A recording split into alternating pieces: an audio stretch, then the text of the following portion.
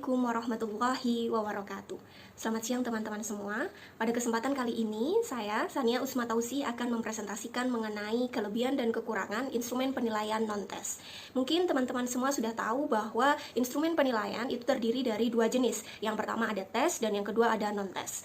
Nah, instrumen penilaian non-tes ini adalah instrumen penilaian yang digunakan untuk mengukur atau menilai segala sesuatu yang tidak bisa diukur dengan instrumen tes, seperti kepribadian siswa, bisa meliputi sikap siswa, sikap sosial siswa, ucapan siswa, sifat siswa, tingkah laku siswa, riwayat hidup siswa, ataupun hal-hal lain yang intinya tidak bisa diukur menggunakan instrumen tes. Instrumen non-tes ini terdiri dari beberapa jenis, diantaranya ada kuesioner, observasi, wawancara, daftar cek atau checklist, kemudian ada skala. Dan skala ini terbagi lagi menjadi beberapa, yang paling sering digunakan ada skala sikap atau skala Likert, dan yang kedua adalah rating scale atau skala bertingkat. Nah, yang pertama akan kita bahas adalah skala sikap. Skala sikap digunakan untuk mengukur sikap seseorang terhadap objek tertentu. Hasilnya bisa berupa pernyataan atau respon berupa positif, negatif, ataupun netral. Nah, sikap pada hakikatnya merupakan kecenderungan berperilaku yang ditunjukkan oleh seseorang. Sikap sendiri bisa diartikan sebagai reaksi yang diberikan seseorang terhadap stimulus tertentu yang datang kepada dirinya. Nah, kelebihan dari skala sikap ini adalah yang pertama, skala sikap itu mudah dibuat dibandingkan dengan skala-skala lain. Kemudian dapat memberikan keterangan lebih nyata mengenai sikap responden atau dalam hal ini adalah siswa. Kemudian memiliki reliabilitas yang tinggi jika dibandingkan dengan skala-skala yang lain. Kelemahan skala sikap adalah tidak bisa membandingkan berapa kali individu lebih baik dari individu lain. Kemudian kadang total skor tidak memberikan arti jelas karena terdapat beberapa skor yang sama terhadap satu siswa dengan siswa yang lainnya. Kemudian yang kedua akan kita bahas adalah skala bertingkat atau rating scale. Skala bertingkat ini berguna untuk menggambarkan suatu nilai terhadap suatu hasil pertimbangan dari guru kepada siswa. Biasanya angka-angka yang digunakan dalam rating scale ini diterapkan dengan jarak yang sama dimulai dari rendah ke tinggi, 1, 2, 3, 4, 5. Biasanya seperti itu yang paling sering digunakan di sekolah-sekolah dalam kurikulum 2013 utamanya. Kemudian kelebihan dari skala bertingkat ini adalah skala indikator yang digunakan lebih baik, kemudian konsisten dan mudah dikembangkan dan dapat diaplikasikan secara langsung oleh guru kepada siswa. Kelemahan dari rating scale ini atau skala bertingkat yaitu memungkinkan adanya subjektivitas guru, kemudian tidak memberikan informasi tambahan yang menggambarkan keadaan sebenarnya yang dialami oleh siswa atau peserta didik. Nah, yang ketiga yang akan kita bahas ada kuesioner. Kuesioner sendiri berarti rangkaian pertanyaan yang berhubungan dengan objek yang dinilai dengan maksud untuk mendapatkan informasi atau data.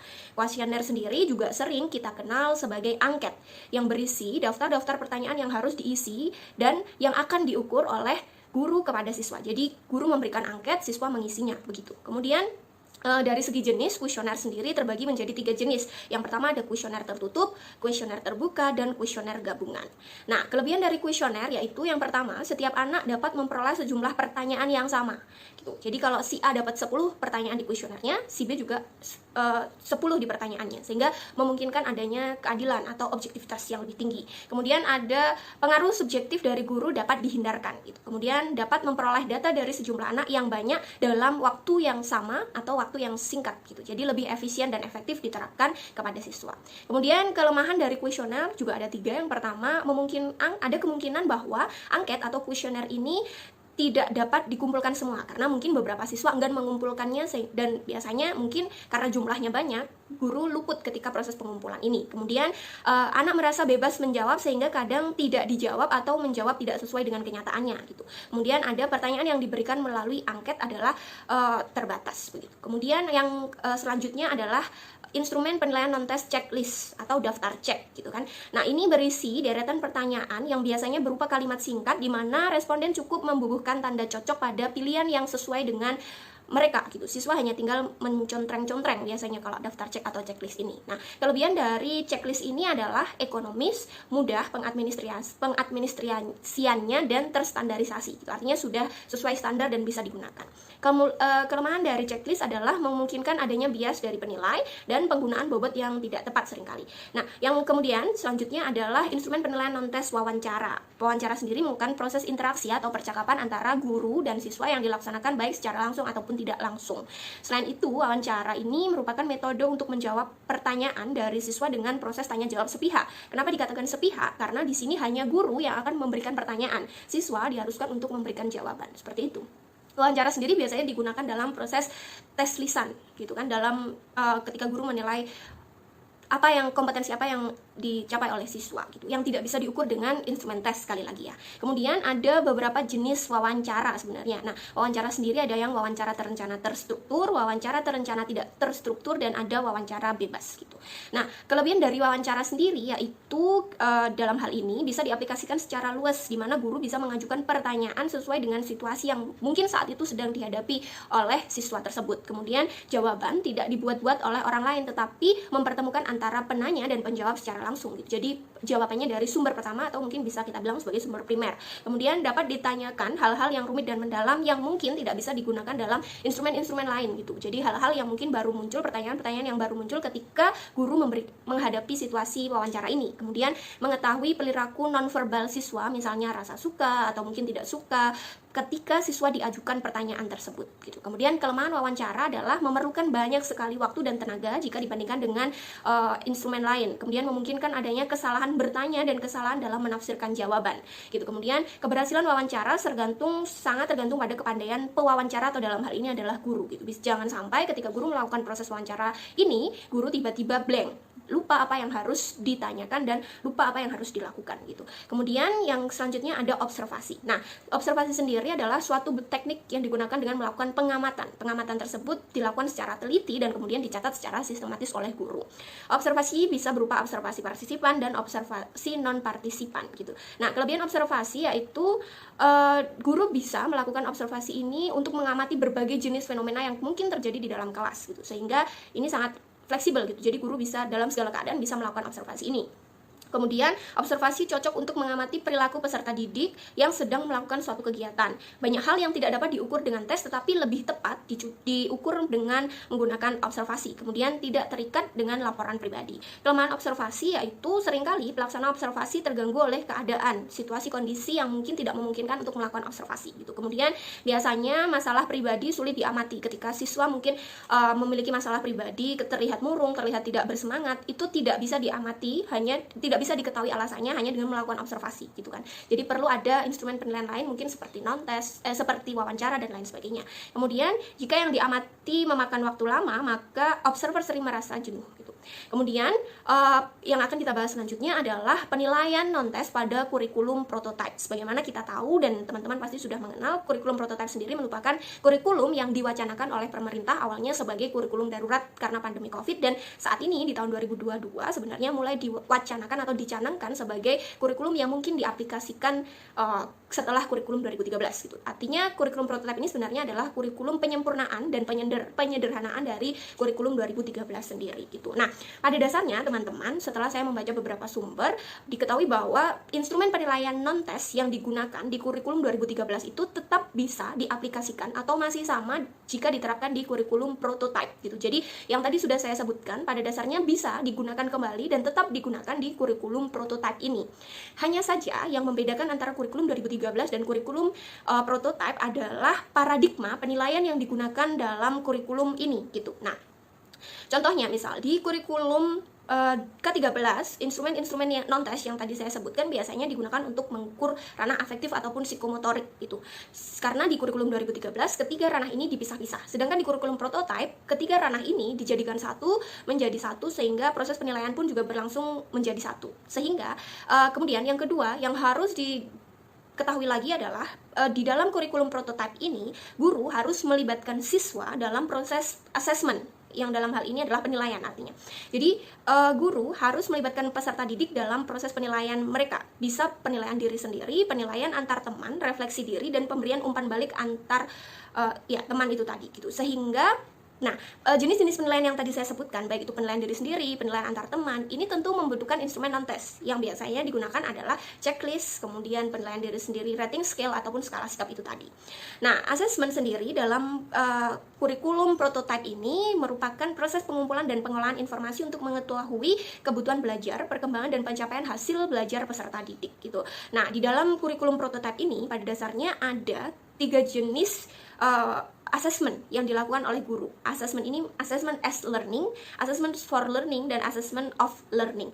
Pada hakikatnya, intinya kurikulum prototipe ini lebih terfokus pada assessment formatif dibandingkan dengan assessment sumatif yang menjadi bagian penting dari kurikulum 2013 gitu. Nah, ini merupakan contoh penilaian diri yang digunakan di kurikulum prototipe yang dia menggunakan checklist atau merupakan salah satu instrumen non-test yang tadi saya sebutkan dan juga digunakan di kurikulum 2013. Nah, mengenai paradigma yang digunakan dalam asesmen di kurikulum prototipe ini, pada dasarnya merupakan menggunakan paradigma yang disebut dengan growth mindset atau penerapan pola pikir bertumbuh gitu. Nah, di sini instrumen-instrumen non-test tes ataupun non-test digunakan oleh guru dengan pemahaman bahwa ada beberapa poin penting dalam paradigma growth mindset ini. Yang pertama adalah kesalahan dalam belajar itu wajar. Kemudian belajar itu bukan tentang kecepatan. Dan ekspektasi pendidik terhadap peserta didik yang positif itu berperan sangat penting. Kemudian guru harus menyadari bahwa setiap peserta didik itu unik. Kemudian guru harus mampu mengkondisikan lingkungan belajar, baik itu sekolah ataupun rumah, yang sangat mempengaruhi pencapaian hasil peserta didik. Kemudian melatih peserta didik untuk melakukan asesmen. Nah, ini yang penting gitu. Mungkin ini adalah salah satu poin yang terlewat di kurikulum 2013. Artinya di kurikulum prototipe ini, baik itu instrumen tes ataupun non-tes, guru diwajibkan untuk memberikan pengarahan sosialisasi terkait asesmen apa yang digunakan. Jadi ketika guru menggunakan wawancara, observasi, daftar cek, skala sikap, rating skill atau semua yang bersifat non-tes ini, guru harus memberitahu bagaimana instrumen non-tes ini bekerja, bagaimana penilaian yang akan diberikan kepada mereka sehingga mereka bisa memberikan umpan balik ataupun bisa mempersiapkan diri dan memahami cara kerja dari penilaian yang sedang mereka lakukan gitu. Kemudian guru juga selalu memberikan apresiasi dan umpan balik serta pesan terhadap pencapaian yang dicapai oleh siswa apapun itu gitu. Nah, dalam hal ini salah satu acuan yang digunakan dalam memberikan umpan balik pada dasarnya menurut saya ini sebenarnya bisa dikategorikan sebagai instrumen non-tes wawancara, yang mana dalam hal ini disebut sebagai ladder feedback kalau di kurikulum prototipe. Nah, ladder feedback ini terdiri dari klarifikasi, nilai, perhatian, saran, dan apresiasi yang dilakukan oleh guru ketika selesai memberikan materi. Nah, dengan menggunakan tangga umpan balik tersebut gitu, secara tidak langsung seperti yang saya bilang tadi, sebenarnya guru sedang melakukan penilaian non-tes dengan melakukan tes return atau tes wawancara kepada siswa gitu. Nah, ini merupakan contoh pertanyaan atau umpan balik yang berdasarkan menggunakan tangga umpan balik yang ada di kurikulum prototipe gitu, seperti ini. Nah, bisa teman-teman lihat bahwa sebenarnya dari contoh ini diketahui bahwa sebenarnya guru sedang melakukan tes lisan atau wawancara kepada siswa dengan menggunakan instrumen non-tes wawancara itu tadi. Nah, ada beberapa teknik asesmen yang secara resmi bisa digunakan di kurikulum prototipe, terutama asesmen non-tes. Yang pertama ada observasi, kemudian performa yang memungkinkan guru untuk menggunakan skala sikap ataupun rating scale, kemudian ada tes lisan yang berarti wawancara, kemudian ada checklist juga digunakan secara resmi di kurikulum prototipe ini, ada juga catatan anekdotal, kemudian ada grafik perkembangan peserta didik gitu. Jadi ada beberapa instrumen yang digunakan di kurikulum prototipe gitu. Jadi pada dasarnya kurikulum prototipe ini tetap mengadopsi instrumen-instrumen non-tes yang sebelumnya telah digunakan di kurikulum 2013. Nah, dalam hal pelaporan sendiri, karena sebagaimana kita tahu sebenarnya hasil penilaian kegiatan evaluasi pembelajaran itu memerlukan hasil atau pelaporan kepada orang tua. Kalau di kurikulum 2013 pelaporan ini hanya berupa rapot biasanya, ya kan teman-teman tahu, baik itu rapot digital ataupun rapot non digital berupa buku, berbentuk buku seperti yang biasa kita terima. Di kurikulum prototipe ini menurut saya sebenarnya ada beberapa teknik pelaporan baru yang menjadi opsi. Jadi bukan hanya rapot bukan hanya hasil belajar yang bisa disampaikan kepada orang tua. Ada portofolio bisa yang menjadi bahan diskusi dengan orang tua, jadi hasil portofolio siswa. Kemudian ada diskusi dan konferensi gitu. Jadi bukan hanya mengenai hasil belajar, tapi pelaporan itu juga berupa diskusi konferensi, yang berarti kan ini juga merupakan hasil akhir dari non-tes yang dilakukan oleh guru selama pembelajaran berlangsung, dan kemudian pelaporannya pun juga berbentuk diskusi konferensi, dan yang terakhir ada pameran karya gitu. Jadi yang paling beda dari kurikulum prototipe intinya adalah kurikulum ini mendesain hasil assessment atau assessment yang dilakukan, baik itu khususnya assessment non-tes, untuk melibatkan siswa secara aktif dan mengajak siswa untuk sama-sama tahu gitu bahwa kalian sedang dinilai dengan instrumen non-tes jenis ini dan cara bekerjanya seperti itu gitu. Tapi kalau untuk jenisnya otomatis termasuk kelemahan dan kelebihannya pada dasarnya sama-sama dengan kurikulum 2013 ya, jenisnya baik itu tadi yang sudah saya sebutkan observasi, kuesioner,